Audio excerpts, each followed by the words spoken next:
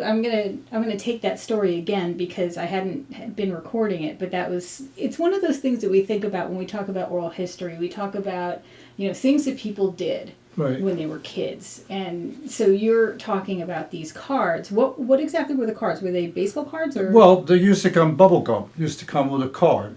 And, I think they were mostly sports cards and whatnot. And we used to take, yeah, eat the bubble gum, but you took a clothespin and put it so that it would pin it to the back wheel of your bicycle so that as you were driving, that would go brrrr because it would flip around into the spoke and make a noise. Well, that was big time, do such silly things as that. But So how far would you go on your bike when you would ride it? well, actually, mostly, but just around town. Actually, we didn't do any. Really, I rode, from my house to the crossroads and back again. That would be the total distance and whatnot. I didn't. We did more actually walking than riding. We used to do a lot of walking. We used to go up the railroad bed from back of Main Street, go up behind all the houses, and go up to as far as Crystal Lake, and then mess around with in the. By that time, Crystal Lake, nobody swam in it. It was overgrown by a lot of weeds and whatnot. But we used to have a lot of fun catching bullfrogs and pollywogs and whatnot. And then the other thing we did was walk the railroad track. One of my best friends lived down on Furnace Road, right at the railroad crossing.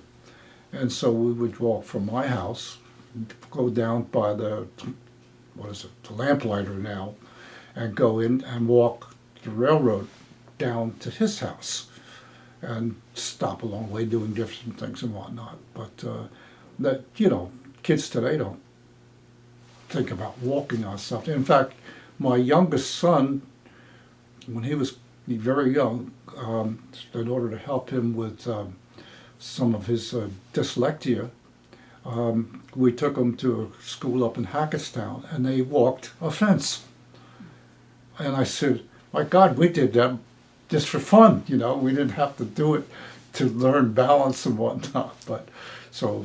And we used to climb trees all over the place.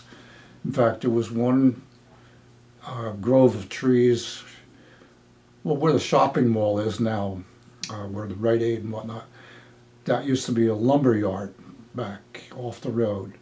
And alongside of it was trees that were, I don't know what kind of trees they were, but they would bend.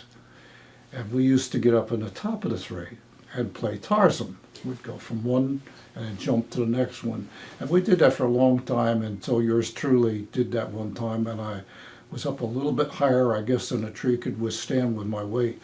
And I went there, and the next thing I knew, I was on a big heap on the ground. And we decided maybe this wasn't the best thing in the world to be doing.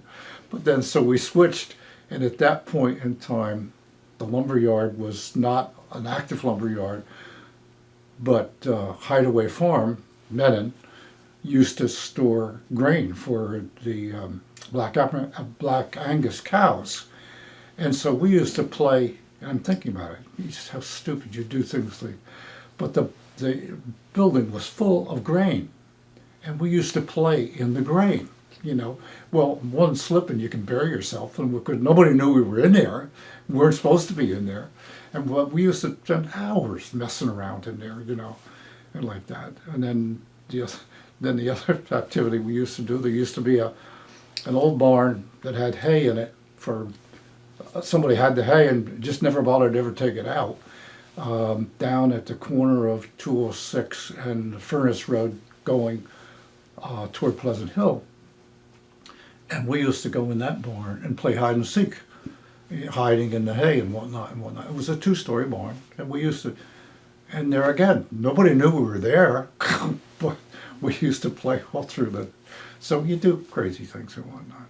So who were your gang of people that used to play all these games with you? Who I played with? Yeah. Well, I had a lifelong friend when I was in grade school, Bill Seals, Harry Emmons, and Tommy Gordon, and Harvey Anderson were local people right close. And in fact, when I got into high school, I think it was my sophomore year, I contracted, what is it? What are they quarantine? And I was locked in my room for 3 weeks.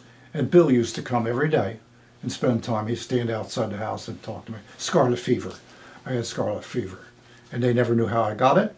And they knew nobody else ever got it in school or anywhere else. Well, I got it and had it really bad. But no, and Tommy and Harvey used to come the same way and see me and whatnot. But we had a good time.